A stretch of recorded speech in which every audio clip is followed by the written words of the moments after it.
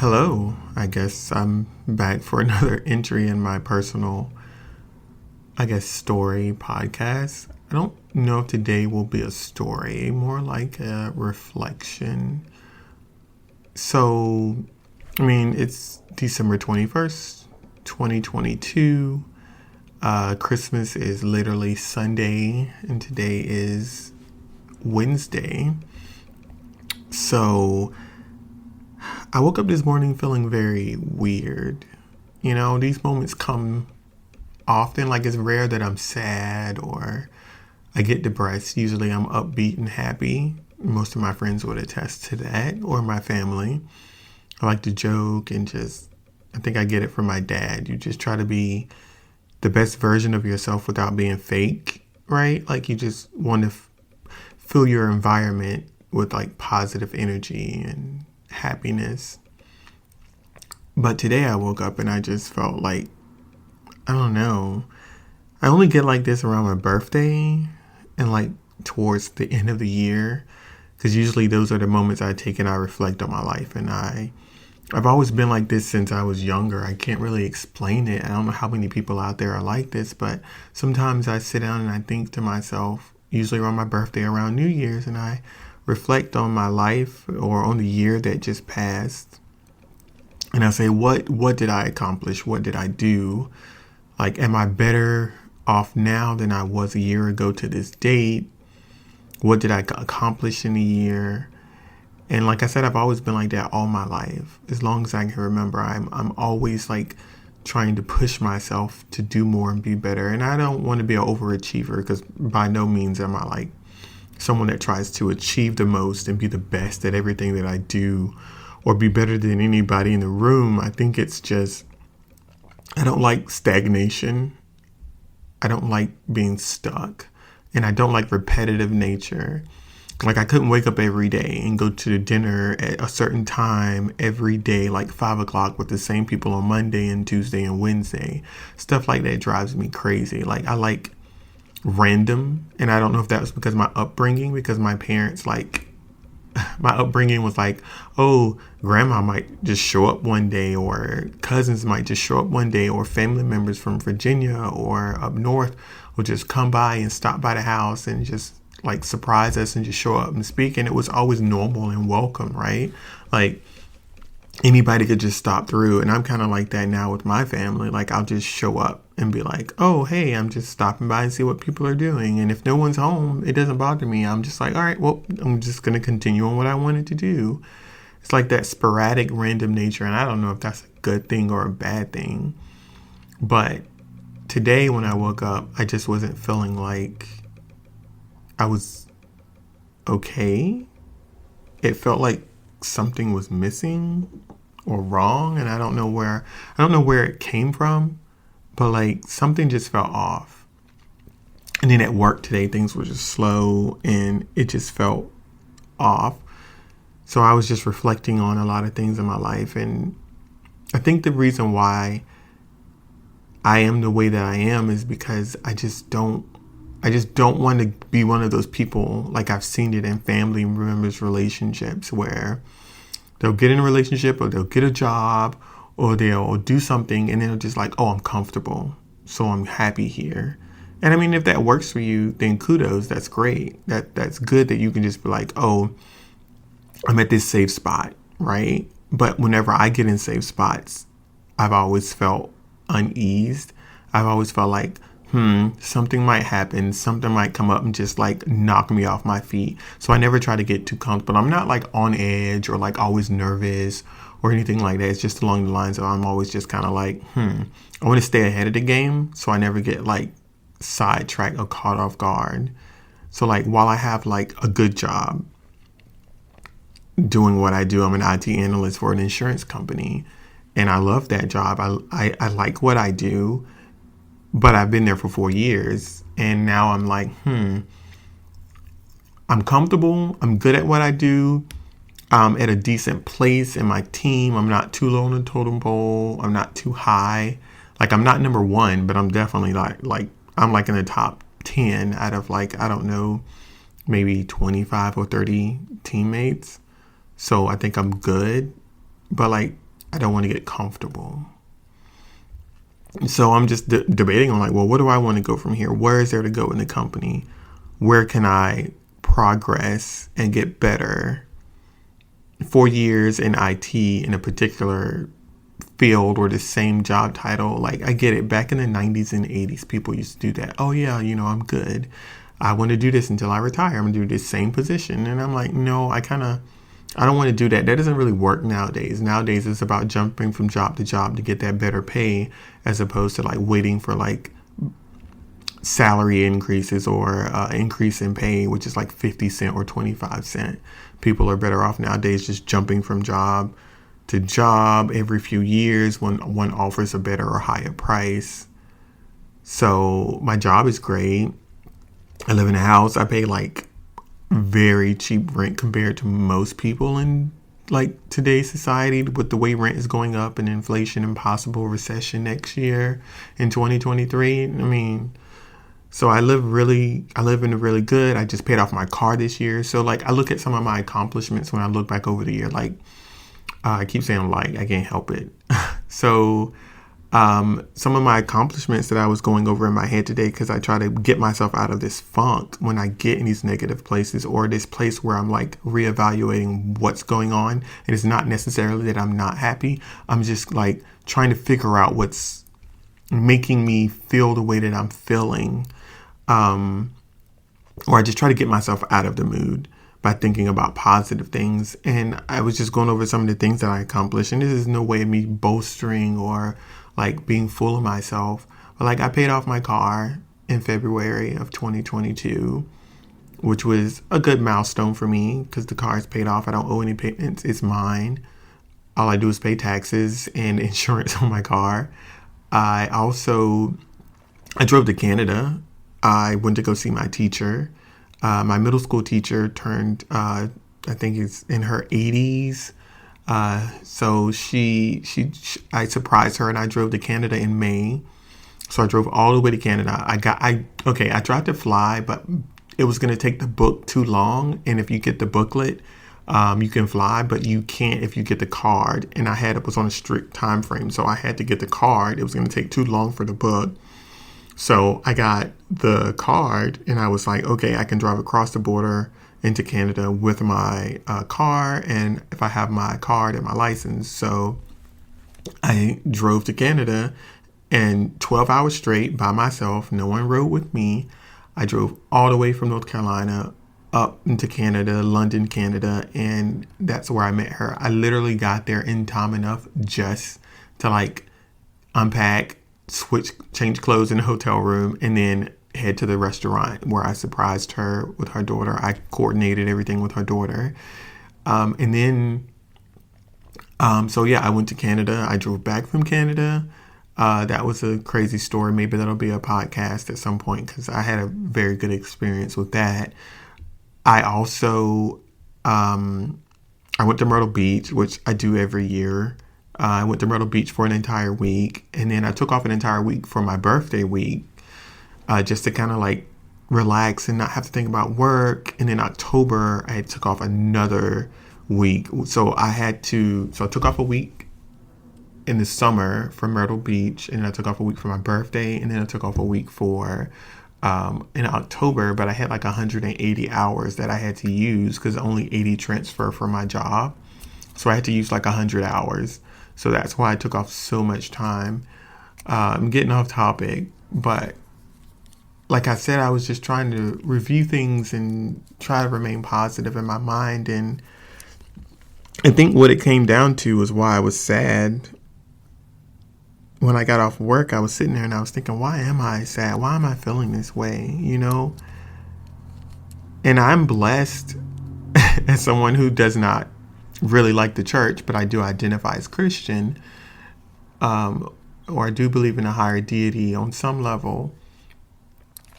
I think the thing that probably has caused the most turmoil for me, or why I feel the way that I feel, is because I'm dealing with we all have demons, right? We all have done things in our life that we're not particularly proud of. And I think for me, some of the things that I've done aren't, I wouldn't say, I mean, I haven't murdered anybody. It's not anything that crazy outlandish. I think I've just lived a very whole life where I think I lived a life where I had to prove myself constantly, and not just, and it's not even like to the world, it's like to myself. I remember at a young age,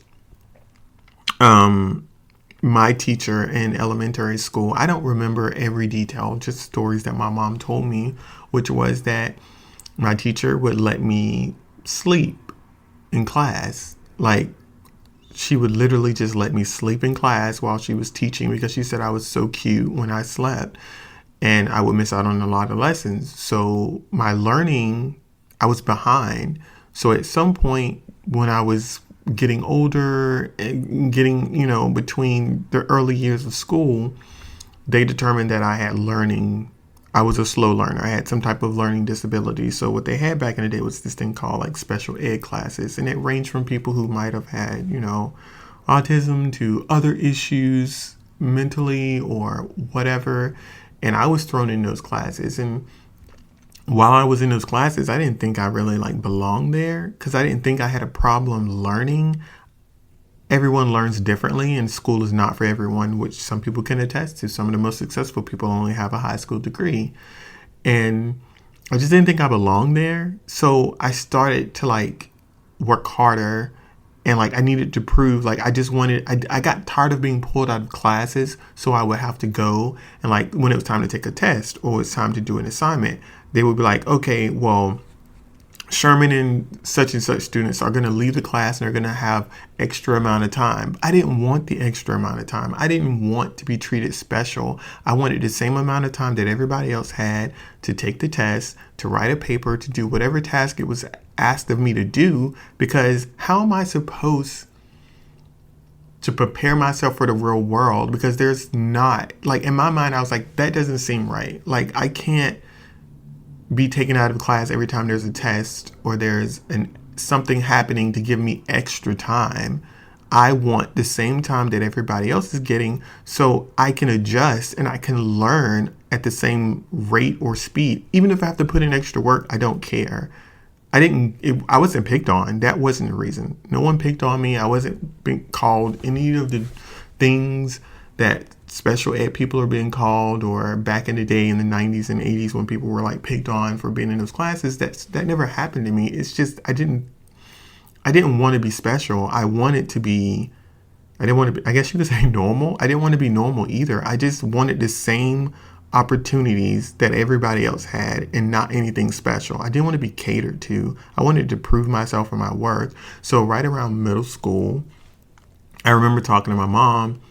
I don't know why, but I don't know if I stressed it or my mom stressed it, but I was just kind of I don't want to be in these classes anymore. I don't think I am special or I have a disability when it comes to learning. And if I do, then I need to work harder so I can actually overcome that disability or learn how to absorb information in a way in which I'm on the same playing field as everybody else.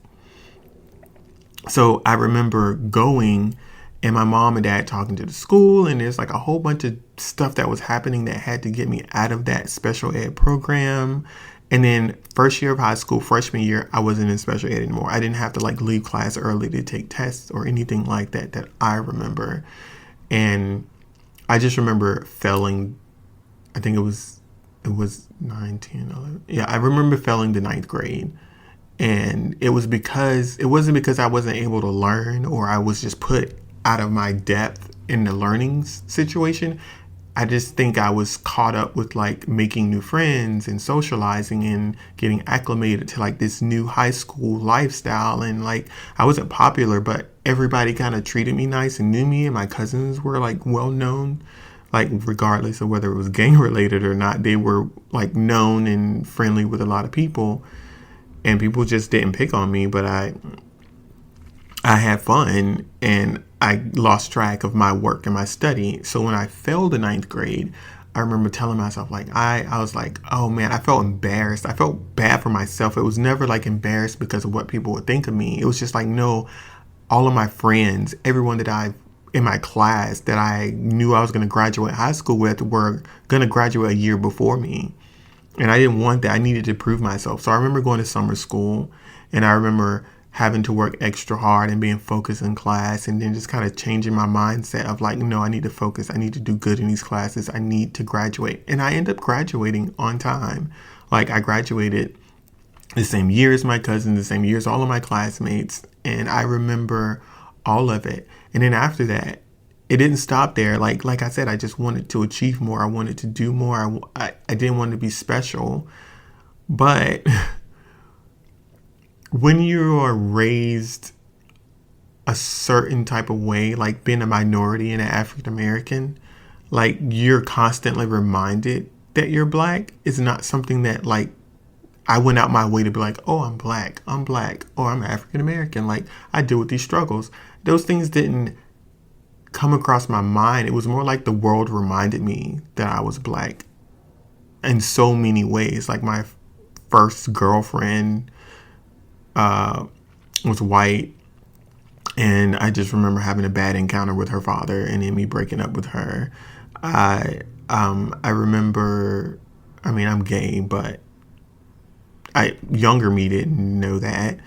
And anyway, I remember graduating with all of my with all of my classmates and some of my family members that was cousins, because it was a small town.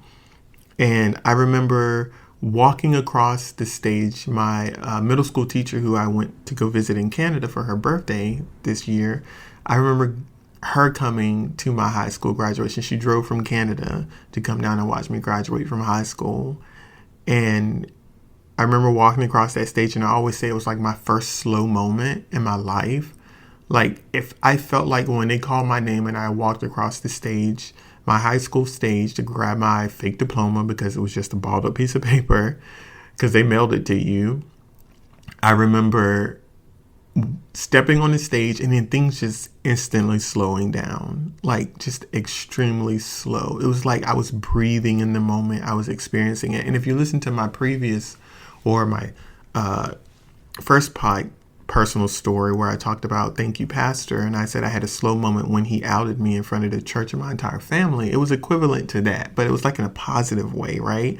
Because like I walked across the stage and I looked out and I saw all my family members, and everything felt like a slow moment, and it was emotional, but not like I wanted to cry, but like it was just a lot of emotions, this feeling of accomplishment that empowered me.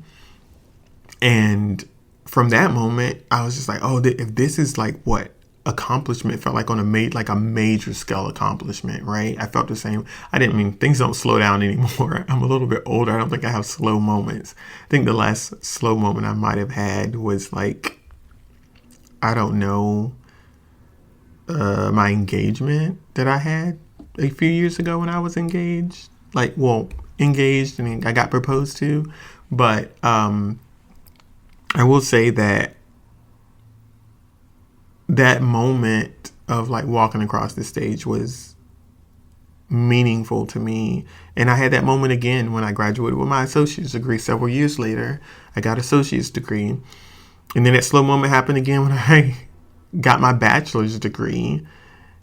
And part of me feels like right now, am I too comfortable to the point where I'm missing the fact that like I've always pushed myself. I've always been in circumstances where like the odds were stacked against me to a certain extent, or I had to like work hard to get where I am. And like, I don't think I'm not working hard. I think that right now in my life, I'm just kind of like I'm on cruise control, right? I'm on a highway. I'm on cruise control. Before all of this cruise control moment for the last 4 or 5 years of my life, I might as well say I was like running from the cops, or I was running to get to my next milestone destination, right? I'm on this endless road. I'm traveling across country, and I'm just hitting all of these milestones. Okay, 100 miles, another 100 miles. Okay, I'm at 500 miles. Like, that's like high school. That's first my first higher education degree with my associate's degree. Then it was my bachelor's degree. And now I have my degree, and it was like, okay, I have to get a job. I got my first IT job several years ago and I felt like I was accomplishing things. And then I moved up in the company, and then I moved here to Greensboro. Well, actually, before then, I moved to Raleigh, and I was working in Raleigh doing IT at a bank, and I felt like I had this big office, and I overlooked across the street, and it was a busy street in Raleigh, and I was the IT person for like several banks. I don't know, maybe 5 or 6, so I have to drive to locations, but like I felt like I was accomplishing and I was doing things. And then I moved to Greensboro, and I applied for this job that I have now for this insurance company as an IT analyst, and I've been doing this for the past 4 years. And while I've been at this company, I realized the growth is not much growth. Like when you're in an IT company and you work for a big company with a lot of IT people, so it's not like a high school or like a community college or a university. You're talking about like hundreds of thousands of employees, and this company is like pulls in millions. Like, as someone who's always looked at milestones and how to constantly progress and achieve more, I think I got to a place where I was like, okay, I got this job. I want to be good at this job. I got good at my job. And then I just was like, okay, I'm safe. And then I got distracted by other things like, oh, I don't have any friends here. I've always been surrounded by family and friends. And that kind of threw me for a loop when I moved to Greensboro, because I had no family and none of my close friends. So it was like, how do I make friends? So I went from let me get comfortable with this job to I need to be able to make friends and have a social life and social group outside of just working and the few coworkers that I might talk to. And I think I got comfortable with like a small group of friends, or trying to make friends, or failing to make friends. So I was like, okay, I'm comfortable with this small group of friends that I made. I got a nice job. And I think every now and then my brain kicks in, like back to that fight or flight, or that I have to achieve more. And my brain kind of goes to like, okay, review where you are. Are you bigger in your company? You're making more money, but could you make more? Like, your friendships are deep and you do things with your friends. Those are great. Those are memories that you have.